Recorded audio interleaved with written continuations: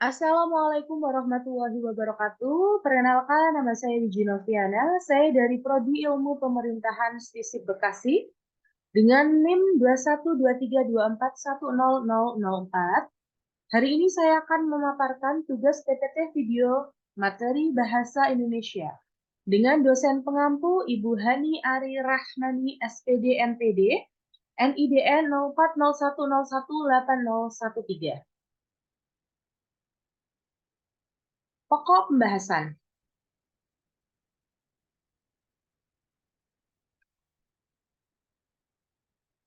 Pokok pembahasan yang pertama, sejarah bahasa Indonesia dan bahasa sebagai sarana komunikasi ilmiah, tujuan dan manfaat bahasa Indonesia. Kedua, arti kecerdasan, fungsi, dan ragam bahasa. Ketiga, huruf kapital, huruf miring berdasarkan EYD. Keempat, bahasa Indonesia merupakan bahasa persatuan. Kelima, arti serta fungsi ragam bahasa yang ada di Indonesia. Keenam, penalaran karangan dalam bahasa Indonesia. Mari kita bahas pokok pembahasan yang pertama. Sejarah bahasa Indonesia dan bahasa sebagai sarana komunikasi ilmiah, tujuan dan manfaat bahasa Indonesia. Asal-usul bahasa Indonesia ya. Bahasa Indonesia diresmikan tanggal 18 Agustus 1945. Ragam bahasa yang dipakai bahasa Melayu Riau. Nah, kesadaran itu kemudian memotivasi para pemuda dari berbagai daerah di Nusantara untuk berkumpul dan membuat ikrar. Berbangsa satu bangsa Indonesia, bertanah air satu tanah air Indonesia, berbahasa satu bahasa Indonesia. Peresmian nama bahasa Indonesia. Jadi pada saat Sumpah Pemuda 28 Oktober 1928, usul diangkat sebagai bahasa nasional disampaikan oleh Muhammad Yamin, seorang politikus. Tonggak sejarah bahasa Indonesia. Tahun 1908, pemerintah kolonial Belanda mendirikan sebuah badan penerbit buku-buku bacaan yang diberi nama Komisi for the Volkslectuur atau Taman Bacaan Rakyat yang kemudian pada tahun 1917 diubah menjadi Balai Pustaka. Adapun gerakan masyarakat yang mempengaruhi perkembangan bahasa Indonesia, ada Budi Utomo, Balai Pustaka Sumpah Pemuda, dan Sarekat Islam. Nah, lahirnya bahasa dan sastra Indonesia ya. Jadi secara resmi memang baru tahun 1945 lah ada bahasa Indonesia. Oke, ada fungsi dan kedudukan bahasa Indonesia. Fungsi bahasa secara umum bisa dilihat ya, sebagai alat untuk mengungkapkan perasaan atau mengekspresikan diri, alat komunikasi, alat berintegrasi dan beradaptasi sosial, serta alat kontrol sosial. Fungsi bahasa secara khusus mengadakan hubungan dalam pergaulan sehari-hari, mewujudkan seni sastra, mempelajari bahasa-bahasa kuno, mengeksploitasi ilmu pengetahuan dan teknologi. Fungsi bahasa juga bisa dibedakan menjadi 5 menurut Budiman. Ada fungsi praktis, fungsi kultural, fungsi artistik, fungsi edukatif, dan fungsi politis. Perkembangan bahasa Indonesia di era kemerdekaan. Bahasa Indonesia mengalami babak baru perkembangannya. Ini diadakan Kongres Bahasa Indonesia kedua sampai Kongres Bahasa Indonesia ke-6 ya. Lanjut. Dalam kedudukannya sebagai bahasa nasional, bahasa Indonesia berfungsi sebagai lambang kebanggaan nasional, lambang identitas nasional, alat pemersatu berbagai masyarakat berbeda-beda latar belakang sosial budaya dan bahasa, serta alat perhubungan antar budaya antar daerah. Kedudukan bahasa Indonesia sebagai bahasa negara adalah sebagai bahasa resmi negara, bahasa pengantar resmi di lembaga-lembaga pendidikan, bahasa resmi dalam perhubungan tingkat nasional, untuk kepentingan perencanaan dan pelaksanaan pembangunan serta pemerintahan, dan bahasa resmi di dalam pengembangan. Ciri-ciri ragam bahasa formal adalah sebagai berikut. Memiliki kemantapan dinamis dalam pemakaian kaidah sehingga tidak kaku dan dimungkinkan adanya perubahan kosakata dan istilah yang lebih tepat dan benar, menggunakan fungsi-fungsi gramatikal secara konsisten dan eksplisit, dan menggunakan bentuk kata yang lengkap dan tidak disingkat. Dan yang terakhir, menggunakan imbuhan atau afiksi.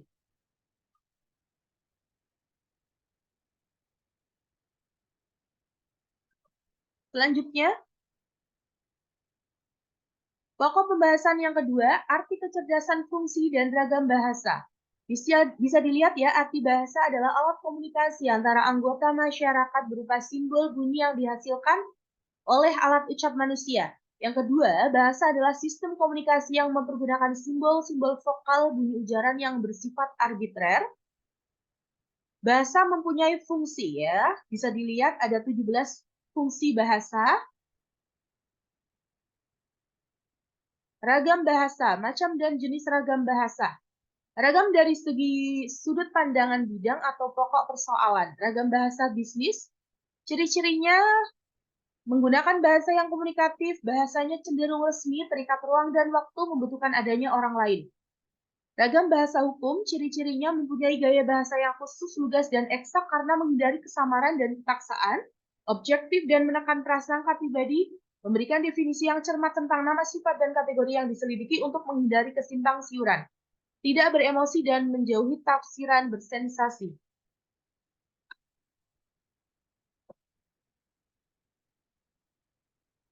Ayo lanjut.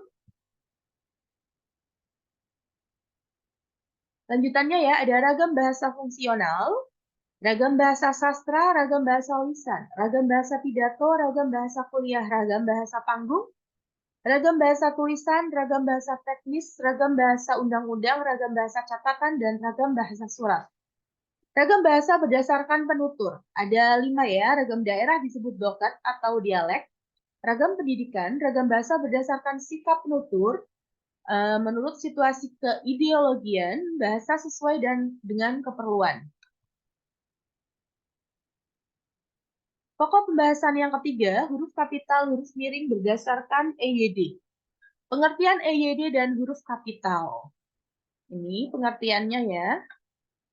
Menurut Bintala Ahmad 2017, ejaan bahasa Indonesia yang disempurnakan, EYD adalah norma bahasa yang mengatur cara penggunaan bahasa Indonesia dalam tulisan, termasuk penggunaan huruf, penulisan kata, penggunaan unsur serapan, dan tanda baca. EYD berfungsi sebagai pedoman umum bagi para pengguna bahasa Indonesia dalam konteks tulisan. Penggunaan bahasa yang tepat dan benar harus mengikuti prinsip-prinsip EYD dan juga sesuai dengan Undang-Undang Dasar 1945 dan Pancasila. Namun terdapat pengecualian dalam penggunaan EYD, terutama dalam penulisan judul dan karya sastra. Huruf kapital disebut juga huruf besar. Huruf kapital adalah huruf yang berukuran besar dan berbentuk khusus atau lebih besar dari huruf biasa. Biasanya digunakan sebagai huruf pertama dari kata pertama dalam kalimat, huruf pertama nama diri, dan sebagainya.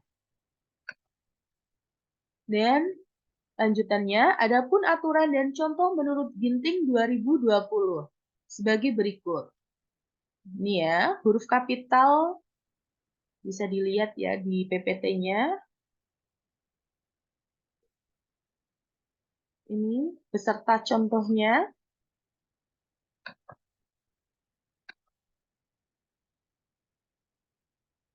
Ada 13 ya.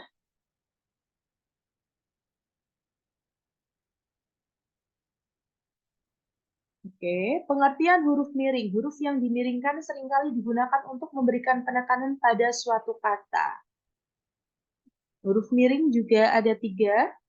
Huruf miring dipakai untuk menjelaskan judul buku, nama majalah, atau nama surat kabar yang dikutip dalam tulisan, termasuk daftar pustaka. Kesalahan umum, ini ada kesalahan umum ya. Kesalahan umum pada penggunaan huruf kapital. Salah memakai huruf kapital di tengah kalimat, kecuali untuk kata khusus atau singkatan. Mengabaikan penggunaan huruf kapital untuk menulis nama orang, tempat, atau organisasi. Salah menulis judul dengan penggunaan huruf yang tidak sesuai aturan. Kesalahan umum pada penggunaan huruf miring. Memiringkan kata atau frasa yang seharusnya tidak memerlukan penekanan khusus. Mengabaikan penggunaan huruf miring untuk menekankan istilah teknis atau ilmiah. Tidak konsisten dalam penggunaan huruf miring untuk menyoroti istilah tertentu. Lanjut, kita lanjut.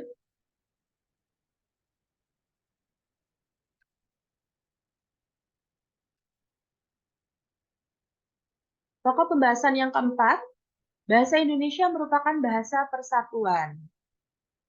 Ya.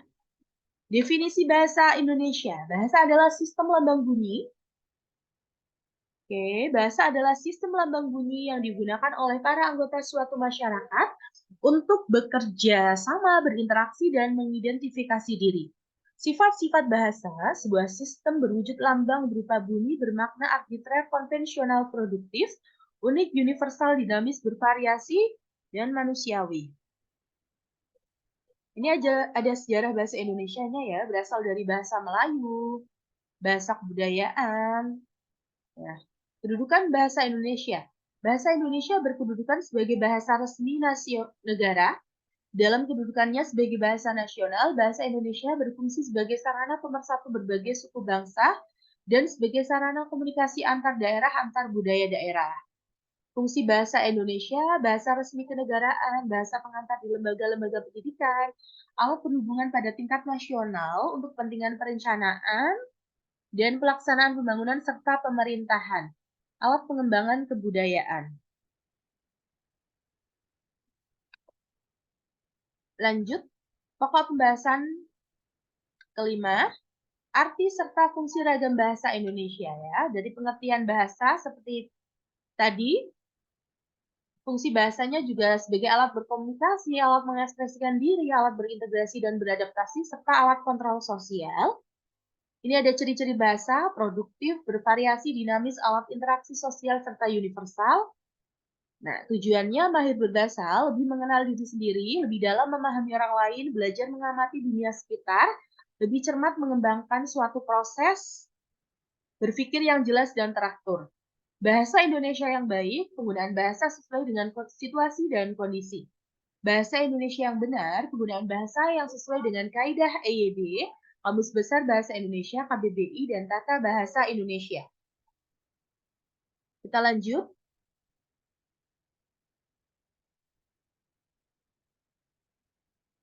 Pokok pembahasan yang keenam, penalaran karangan dalam bahasa Indonesia. Ini ada definisi penalarannya. Penalaran adalah proses berpikir untuk mengambil kesimpulan berdasarkan premis atau bukti yang diberikan. Penalaran adalah cara seseorang memproses informasi dan menggunakan logika untuk mencapai kesimpulan. Ada dua penalaran, penalaran deduktif dan induktif. Penalaran deduktif dari umum ke khusus. Jika premis benar dan struktur argumen valid, maka kesimpulan pasti benar. Struktur ketat dan formal yang terdiri atas dua premis, premis mayor dan premis minor, dan kesimpulan. Jika terdapat kesalahan dalam struktur penalaran deduktif, silogisme salah, maka argumen tidak valid, meski premisnya benar. Ini ada penalaran induktif ya, selanjutnya dari khusus ke umum, kebalikannya. Kesimpulan seringkali berdasar observasi atau pengalaman empirik. Jika penalaran deduktif memiliki hasil pasti, maka penalaran induktif tetap memiliki tingkat probabilitas atau potensi kesalahan. Generalisasi yang menjadi kesimpulan ditarik dari contoh khusus yang membentuk pola. Penalaran induktif bisa berubah berdasarkan data atau observasi yang baru. Mengapa penalaran sangat penting dalam sebuah karangan? Yang pertama, untuk membangun argumentasi yang kuat. Kedua, menghubungkan pernyataan. Ketiga, menghindari bias kesalahan logika. Keempat, mendorong pemikiran kritis. Dan yang kelima, menguatkan bukti dan mempertegas kesimpulan. Nah, ciri-ciri penalaran yang baik itu logis dan konsisten, bebas dari bias dan kesalahan logika, ada fakta, klaim, dan bukti, serta objektivitas. Lanjutannya ya, biasanya kesalahan penalaran itu menurut ad hominem adalah menyerang pribadi lawan, bicara dan tidak fokus pada argumennya. Ini ada contohnya juga. Terus ada bandwagon adalah menganggap sesuatu sebagai kebenaran lantaran banyak yang mengikuti atau menggunakan. Ada juga dari post hoc ergo propter hoc adalah menganggap jika ada suatu kejadian terjadi setelah kejadian lain, maka kejadian pertama dianggap sebagai penyebab kejadian kedua. Selanjutnya ada false dikotomi adalah menganggap hanya ada dua pilihan ekstrim yang harus diambil. Ini ada tips juga membangun penalaran yang kuat.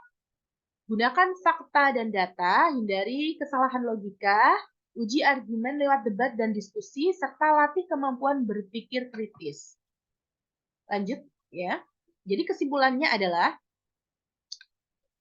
bahasa Indonesia mengalami perkembangan yang signifikan semenjak diresmikan. Bahasa Indonesia bagi bangsa kita bukanlah sekedar alat komunikasi tanpa jiwa, Bahasa Indonesia sesungguhnya adalah bahasa perjuangan yang mampu melucutkan nasionalisme dan memberi semangat untuk pantang menyerah dan terus berjuang meskipun dengan resiko nyawa. Peran bahasa Indonesia merupakan peran bahasa Indonesia merupakan alat penghubung antar masyarakat, antar daerah, dan antar budaya. Dengan demikian, menyadarkan kita bahwa adanya bahasa nasional ini kita dapat berhubungan dan berkomunikasi satu sama lain tanpa merisaukan perbedaan latar belakang, sosial, budaya, dan bahasa satu sama lain. Pentingnya penggunaan huruf kapital dan huruf miring dalam penulisan agar sesuai EYD. Dengan mempelajari ragam bahasa, diharapkan kita dapat menambah wawasan tentang arti, fungsi, dan ragam bahasa Indonesia bagi masyarakat dan negara Indonesia. Penalaran adalah inti dari setiap argumen dalam sebuah karangan.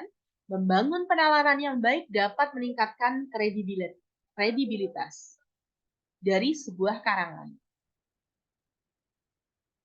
Itu saja yang bisa saya paparkan di tugas UTS PPT video kali ini.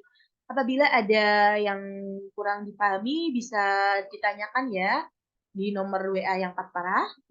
Saya ucapkan terima kasih kepada Ibu dosen pengampu, Ibu Hani Ari Rahmani, SPD MPD, yang sudah memberikan kesempatan kepada saya untuk mempresentasikan PPT video.